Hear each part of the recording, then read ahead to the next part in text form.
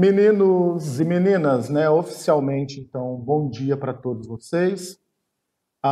Bem-vindos, bem-vindas para mais esse nosso encontro, né? Para mais essa nossa live de filosofia, nesse dia 18 de maio, né? Onde a gente vai avançar um pouquinho na perspectiva da filosofia socrática, trabalhando hoje especificamente o método socrático. Então, esse vai ser o tema, esse vai ser o objeto da nossa aula hoje. Trabalhar o método socrático. Tá? Nas aulas anteriores, nós ficamos discutindo acerca dos conceitos, né, de retórica e dialética.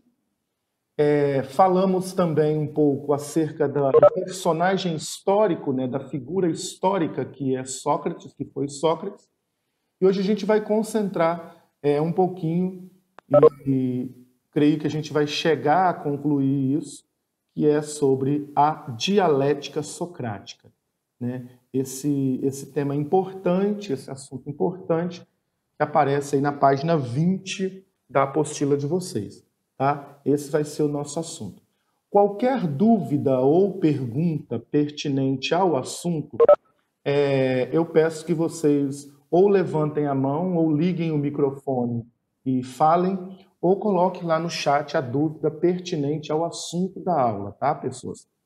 E aí eu vou pedir a gentileza de vocês, né? Vocês têm sido muito generosos e muito gentis com a gente nesse momento em que nós estamos fazendo essas aulas por meio de live, de que nós detivéssemos ao chat somente para pergunta ou para dúvidas, tá? Ou para algum comentário pertinente à aula. Mas para o final a gente pode até usar o chat para uma interação, né, para uma troca de ideias, não tem esse problema não. Mas que nesse momento da explicação a gente pudesse fazer a utilização do chat apenas como recurso de aula, tá, pessoas? Para a gente não ter maiores problemas.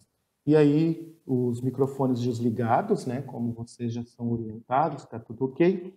Mas se tiver alguma dúvida, alguma pergunta, algum comentário pertinente à aula, possam estar usando os recursos ou de levantar a mão, ou ligar o microfone, ou ir no próprio chat mesmo e se manifestar, né? Manifestar a dúvida, manifestar a pergunta, o comentário que seja pertinente à aula, para ela ficar uma coisa mais dinâmica, como foi a aula da semana passada. A propósito, foi muito participativa, né? Com os meninos aí, Arthur, Camille, Jennifer, Ana Luísa, né? Que me ajudaram, que me auxiliaram aí na aula passada. Então, e Gustavo, que falou no chat também, Leandro participou por meio do chat. Então, acho que isso é interessante para tornar a nossa participação um pouco mais dinâmica. Isso, para mim, é super interessante. Beleza? Então, hoje a gente vai avançar nesse assunto acerca da dialética socrática, beleza?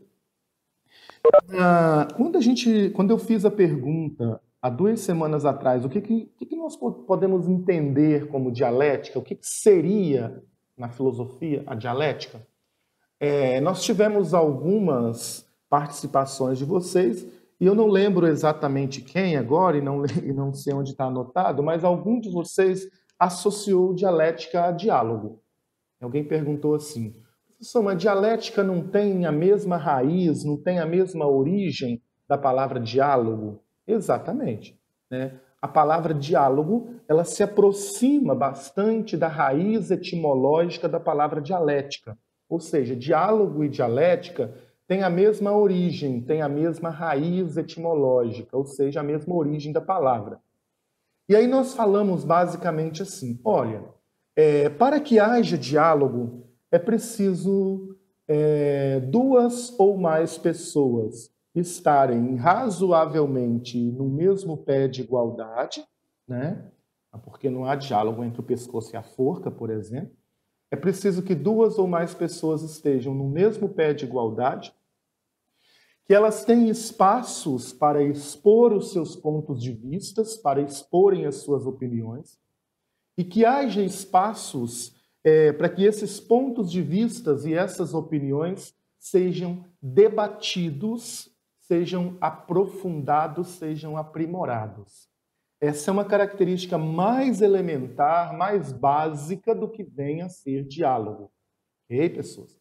O diálogo, então, é um movimento que se dá no interior do nosso pensamento, no sentido de contrapor ideias diferentes, tá? No sentido de contrapor ideias diferentes, e essas ideias diferentes entram numa espécie de movimento, entram numa espécie de discussão, até produzir um consenso ou não, tá? Não necessariamente o diálogo produz consenso.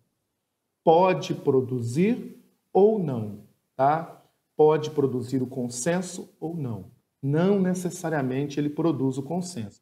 Mas, necessariamente, o diálogo provoca um movimento de opiniões. Ok, Marie, beleza. O diálogo provoca um movimento de opiniões.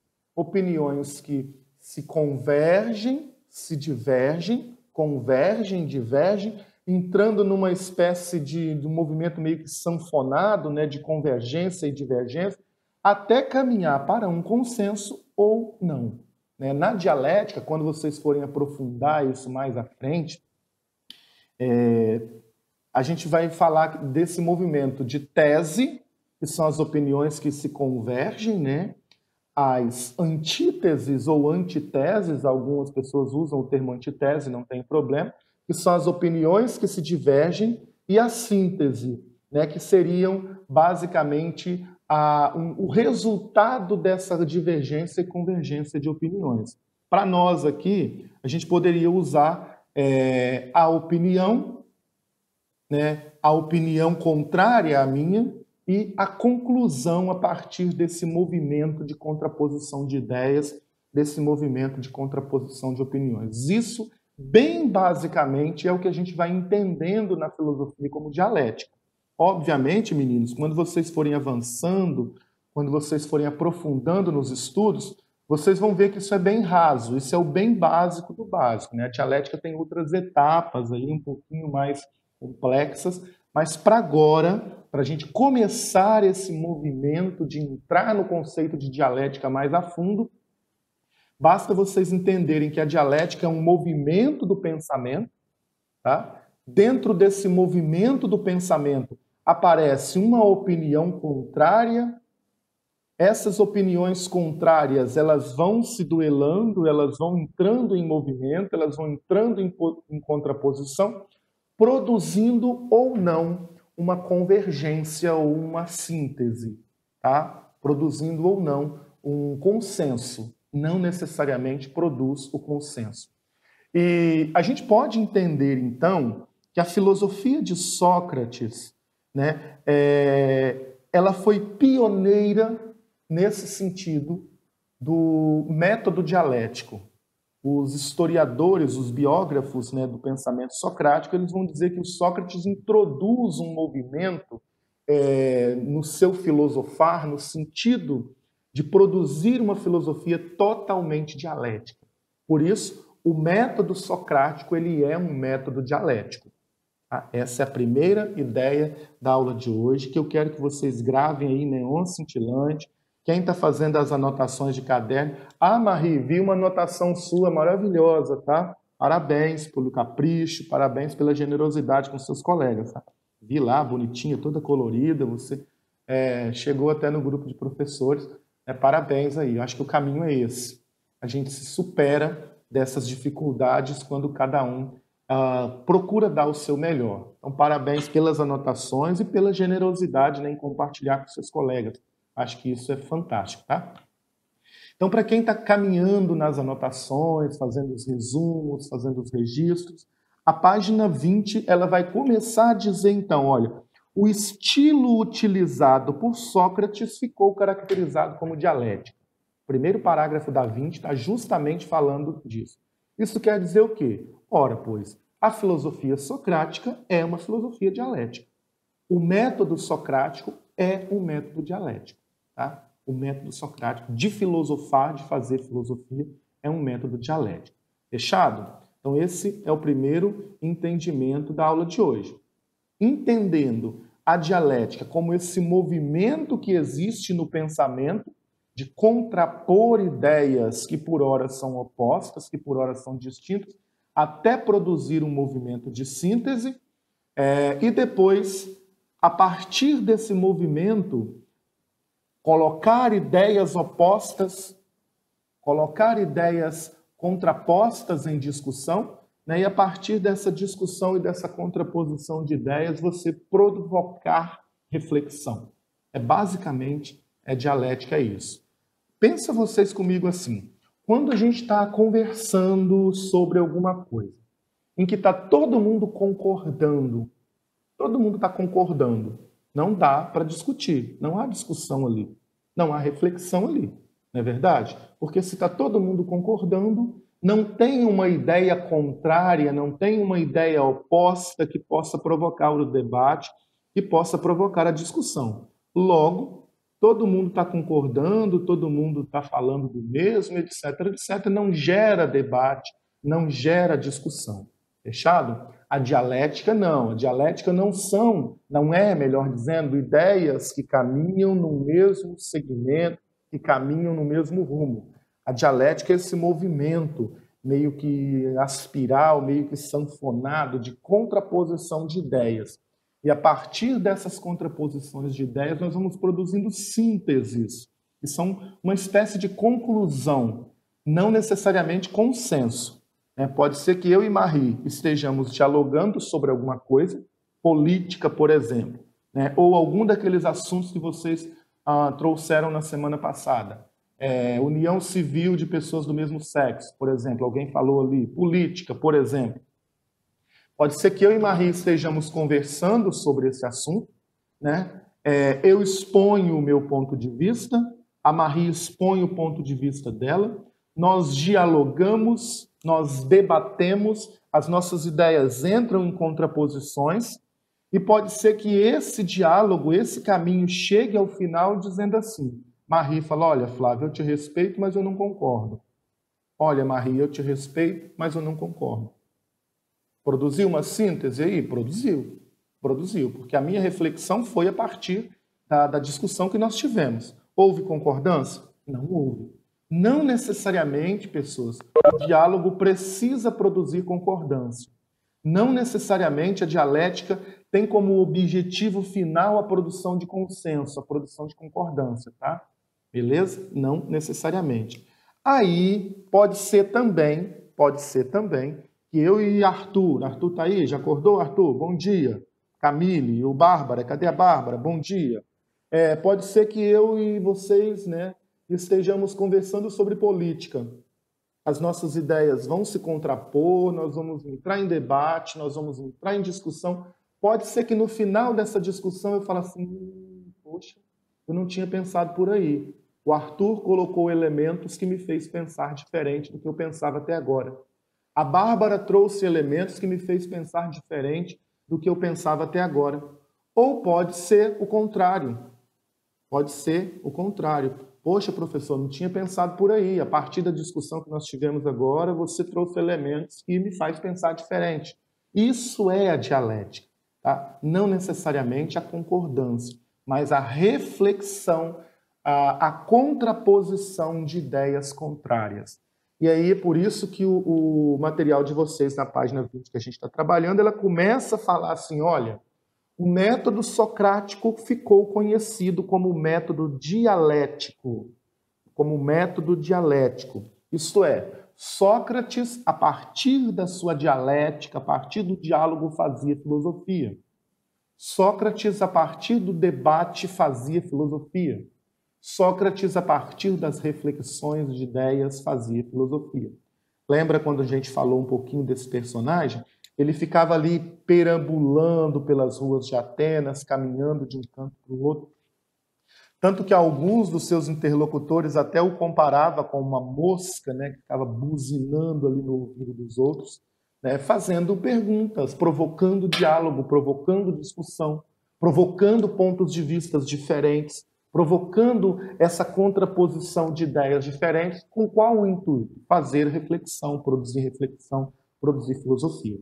Então essa é a primeiro entendimento, tá? Frisando, entendido que é dialética, como essa contraposição de ideias, como esse contraste de ideias diferentes, como esse movimento no mundo do pensar que produz contraposição, que produz reflexão, que produz tensão, que gera contradição, né? Gera contradição.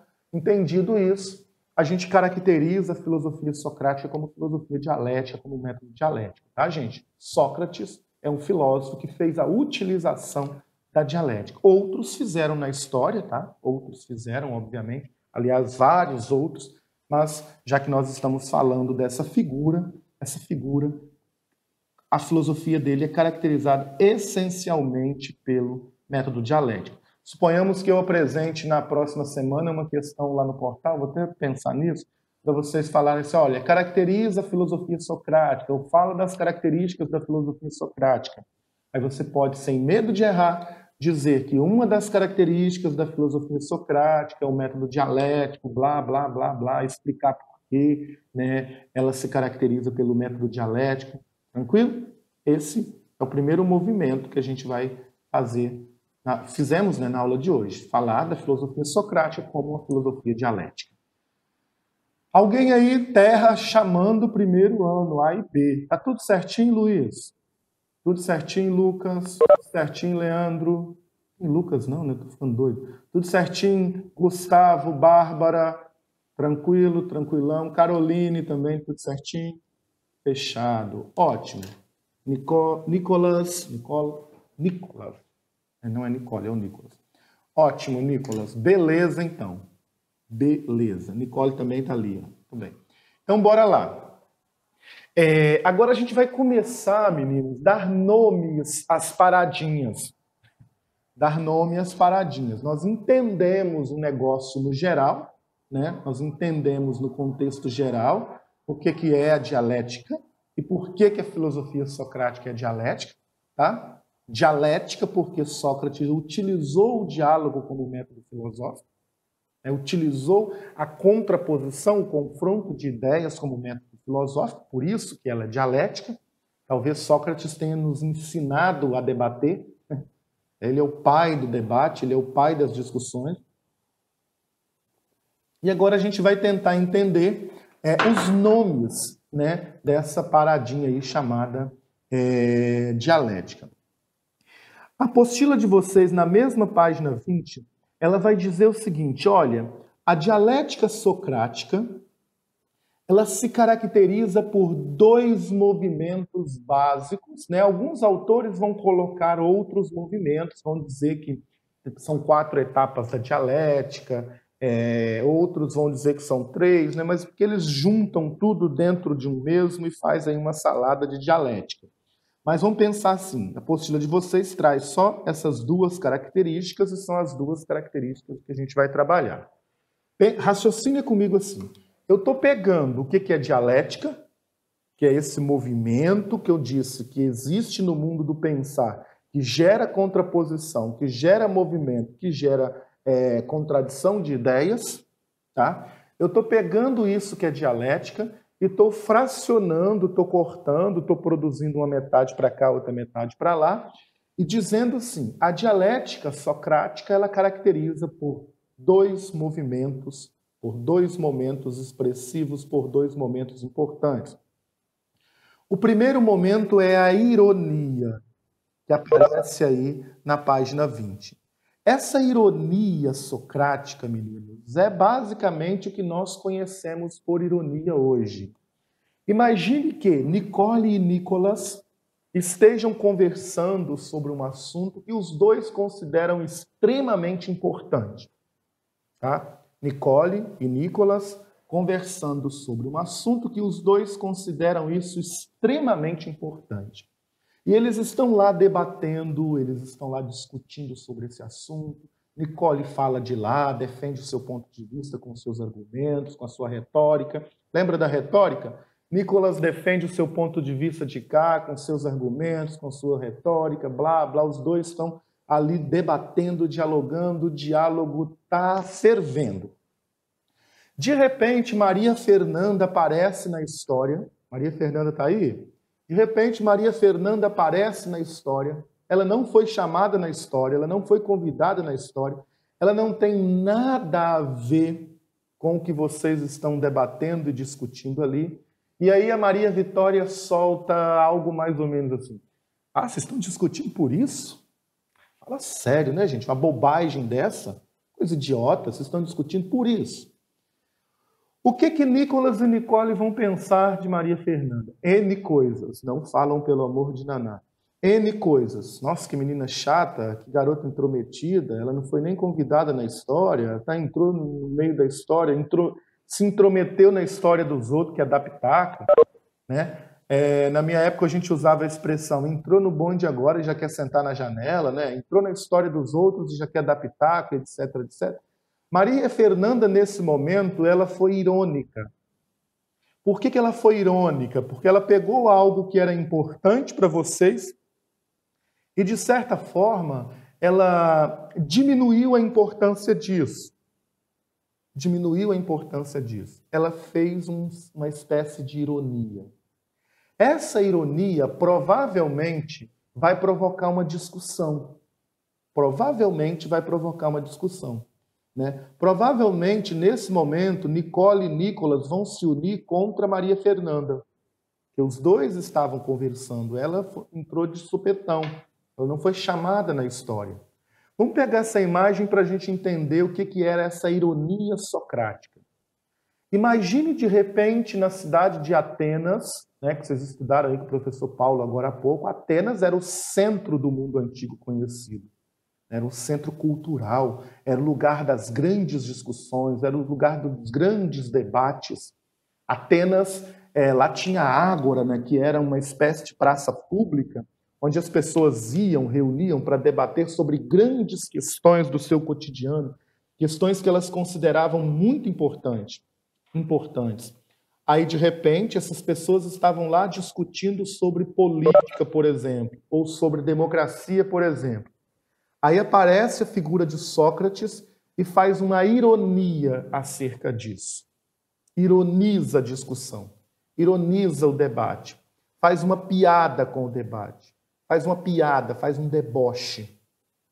Como que vocês acham que essa figura ia ser vista, como que essa figura ia ser tratada? Por isso, ele é comparado como uma mosca que irritava as pessoas e tirava o seu sossego.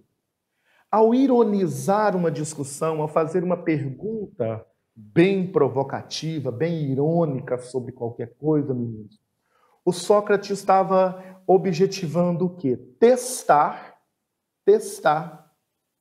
quais eram os limites do saber e do conhecimento daquelas pessoas que estavam ali debatendo e dialogando. Exatamente para isso. A ironia socrática, ela não era uma ironia pela simples ironia, pelo fato de não ter nada que fazer. Era uma ironia proposital, no sentido de testar quais eram os limites do conhecimento daquelas pessoas. Imagina os caras metidos a sábios discutindo sobre política. Aí, de repente, eu faço uma pergunta, eu ironizo aquilo ali, eu faço uma piada com aquilo, eu estou testando os seus limites, estou testando a sua paciência. A apostila, então, na página 20, está falando justamente assim, olha, a ironia socrática fazia com que os interlocutores reconhecessem a própria ignorância, a fim de separar de fato o que eles sabiam e apenas do que eles julgavam saber. Percebem o objetivo da ironia? Por isso, jovens, ela era uma ironia metódica ou uma ironia metodológica. Não era uma ironia pela ironia. Não era uma ironia porque não tem nada o que fazer. Era uma ironia como método, tá? Por meio dela, Sócrates confrontava os seus interlocutores, levando os seus interlocutores a reconhecer a própria ignorância, tá? Essa ironia, ela gerava discussão, ela gerava debate. Né? Imagina Nicole e o Nicolas conversando e Maria Fernanda vai lá e debocha do que eles estão falando. Vai haver um confronto de opiniões, vai haver um confronto de ideias. Havendo esse confronto de ideias, a dialética vai para a sua segunda etapa, que na filosofia nós chamamos isso de maiêutica. grifa aí esse palavrão, ironia mais fácil entender, maiêutica. O que vem a ser esse negócio maiêutica? Maiêutica, lá na Grécia, eram mais ou menos as mulheres que faziam partos, numa época em que os partos eram feitos por mulheres mais velhas, mais experientes. Então, as maiêuticas era uma espécie de parto, né, de produção de parto, de realização de parto. Mas o que isso tem a ver com filosofia? O que isso tem a ver com Sócrates? Vamos lá na lógica, no raciocínio. Assim como as maiêuticas traziam à luz novas vidas, novas crianças, geravam novas vidas, novas crianças, o debate, o diálogo, a dialética traz à luz novas ideias, traz à luz novas discussões. Então, a palavra maiêutica, nesse contexto aqui, está sendo utilizada como parto de ideias. Olha o que está escrito na apostila, lá no finalzinho do 4º parágrafo. Inspirado no ofício de sua mãe, que era uma parteira, Sócrates nada desejava ensinar a seus discípulos, não lhes dava nada, pelo contrário, ajudava-os a dar à luz os seus próprios conhecimentos. E esse movimento de dar à luz aos próprios conhecimentos ficou entendido como maiêutica.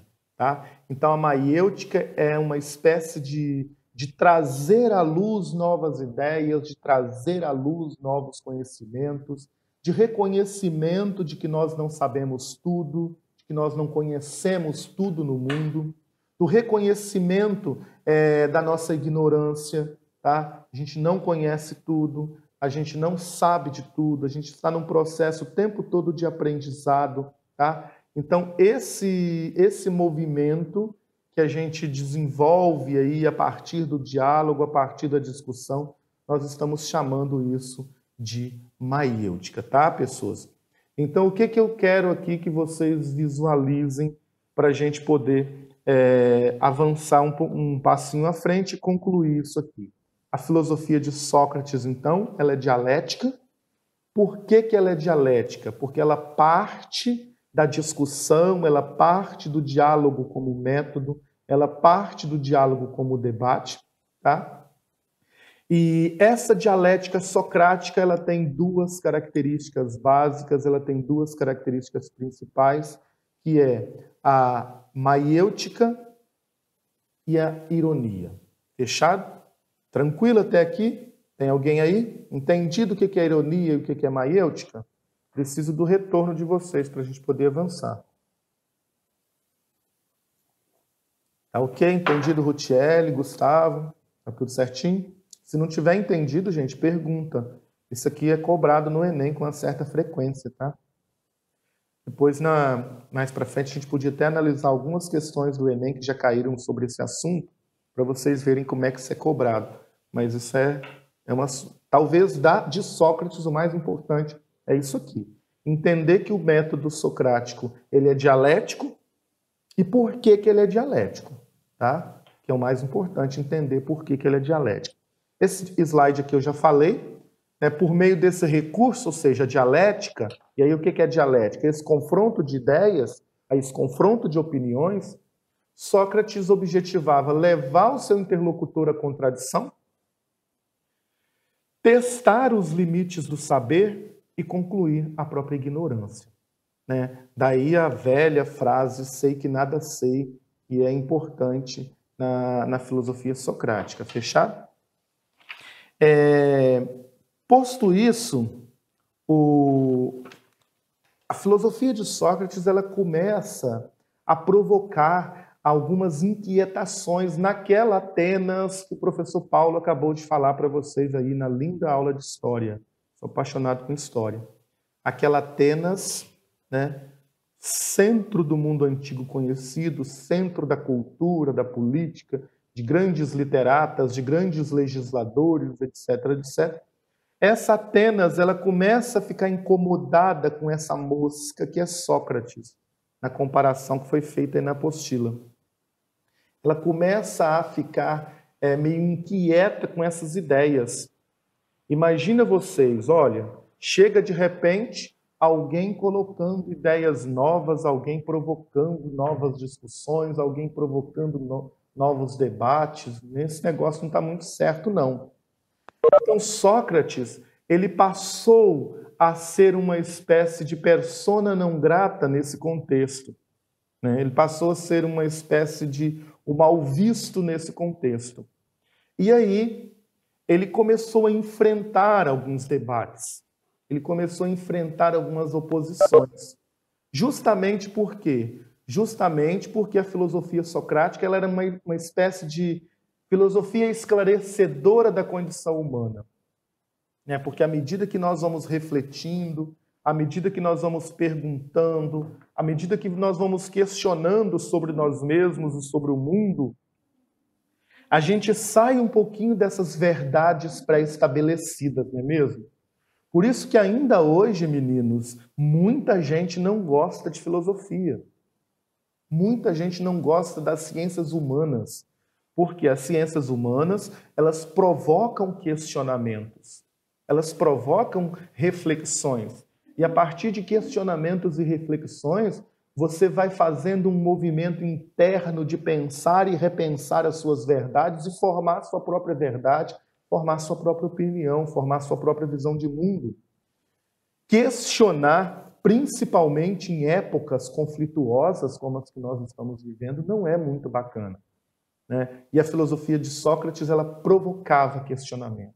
Por que hoje a gente tem na nossa sociedade quase que uma perseguição à ciência, às pessoas que conhecem, às pessoas que pesquisam, às pessoas que estão estudando sobre vários temas mundo afora aí, justamente porque isso leva à produção de novos pontos de vista. Isso nos retira de uma situação de ignorância, né? Isso nos retira de uma situação de ignorância. Lembra lá da caverninha do Platão? A gente falou lá do mito da caverna, foi ano passado que eu trabalhei isso com vocês. Isso nos retira da caverna, que é aquela situação ali de ignorância, que é aquela situação anterior ao conhecimento, e nos faz pensar a nossa condição no mundo, nos faz pensar o nosso ser no mundo, nos faz pensar sobre as coisas, se elas sempre foram desse jeito, se poderiam ser diferentes, tá? Então, esse tipo de filosofia, ela começa a provocar discussões, ela começa a provocar debates. A dialética socrática, ela passa a ser uma prática perigosa em Atenas. Perigosa por quê? Porque ela provoca as pessoas a questionar, ela leva as pessoas a pensar. E é muito mais fácil você dominar uma legião de ignorantes do que você dominar um esclarecido. Dominar uma legião de ignorantes é muito fácil, né? Você impõe e eles aceitam. Agora, dominar um esclarecido é mais difícil. E a filosofia de Sócrates, então, ela vai começar a provocar esses esclarecimentos, a provocar essas reflexões, etc. Em sendo assim, esse nosso pensador, ele começa a sofrer alguns embates. O primeiro desses embates foi com os sofistas. Quem eram os sofistas? Os sofistas eram uma espécie de professores itinerantes, né, de professores ambulantes que viviam na Grécia. Eram homens muito sábios, eram homens muito inteligentes, tá? Detentores de um conhecimento profundo, etc, etc. Só que os sofistas, eles estavam dentro de uma postura política que não tinha muito compromisso com a verdade, com o conhecimento. Sócrates, ele está dentro de uma perspectiva de filosofia que produza uma ética. Olha a página 22 aí do nosso material. A filosofia de Sócrates, ela tem um caráter ético. Em que sentido ela tem um caráter ético? De uma preocupação com a verdade, de uma preocupação com o conhecimento, tá? De uma preocupação em produzir cidadãos preparados para a polis. A filosofia dos sofistas, né? A prática dos sofistas, muitos não vão dizer que os sofistas não fizeram filosofia, estava muito preocupado com isso. E se não estavam muito preocupados com isso, os sofistas relativizavam muito a verdade. Verdade é o quê? Verdade é qualquer coisa. Verdade é aquilo que eu acho. Verdade é o meu ponto de vista. E Sócrates está insistindo de que a gente não pode tomar qualquer coisa como verdade. Muito pelo contrário. A gente tem que começar a questionar as coisas. A gente tem que começar a duvidar das coisas que nos chegam como verdade. Então, a filosofia socrática ela começa a provocar esses embates, a provocar essas discussões, e dos grandes embates foi com os sofistas. De um lado, os sofistas estavam lá relativizando o conceito de verdade, dizendo que verdade é o que eu acho, verdade é o que eu penso, verdade é aquilo que depende do ponto de vista do outro. Sócrates estava na tentativa de buscar verdades que sejam mais, não definitivas no sentido absoluto do termo como nós conhecemos, mas verdades que sejam mais refletidas, que sejam mais pensadas, que sejam mais fundamentadas. Então esse foi o primeiro embate. O segundo embate foi aí com os nobres de Atenas, né? Foi aí com os nobres de Atenas, que consideravam que a filosofia socrática ela estava, de certa forma, desvirtuando os jovens, né? Desvirtuando as pessoas, tirando as pessoas do seu caminho, tirando as pessoas da sua linha. Por quê? Porque produz reflexão. Então, Sócrates foi taxado aí de uma espécie de rebelde. A filosofia socrática ela estava produzindo uma espécie de rebeldia, justamente porque, pelo esforço racional, ele estava provocando mudanças no agir humano. Tá, gente? Então, essa espécie de rebeldia, né? Sócrates era uma espécie de um rebelde. Olha a imagem da mosca de novo, lá da página 19 da nossa apostila. Então, essas ideias, para concluir, elas não são muito bem aceitas, né? Elas não foram muito bem aceitas no contexto em que se desenvolveu o pensamento de Sócrates, né? Houve uma espécie de conjuração, né? Uma espécie de complô entre alguns nobres de Atenas, alguns cidadãos de destaque na política ateniense. Eles formulam uma denúncia, né, formal contra Sócrates, e o nosso filósofo ele é acusado de corromper os jovens, não reconhecer os deuses do Estado e introduzir crenças estranhas. Ele é acusado, ele vai a um tribunal, a um júri, e lá ele é condenado a uma sentença de morte, que foi uma execução por envenenamento. Né? Execução não, ele é sentenciado ao envenenamento. E aí ele, como castigo, como sentença, ele toma uma taça de cicuta. Cicuta era um veneno muito comum na época. E a partir daí termina a imagem, né, a figura. Imagem não, termina a história, entre aspas, né, desse nosso filósofo, desse nosso pensador chamado Sócrates. O Jacques Louis, nessa imagem de 1787, ele representa a morte de Sócrates nessa figura. Né, o Sócrates, esse velhinho aqui do meio, percebem que o carrasco, quando está entregando a taça de veneno, ele não consegue olhar diretamente. O Sócrates está ali com o dedo em riste, falando. Os seus discípulos aqui mais ou menos desesperados, né, por aquele momento. E os carrascos, os opositores, uns fogem de cá, outros viram o rosto, outros escondem o rosto, porque eles não conseguem encarar olho a olho o nosso pensador, o nosso filósofo. Platão depois, quando a gente for trabalhar Platão, vou voltar nisso, Platão depois fala que Atenas teria matado o maior de todos os seus sábios. Né?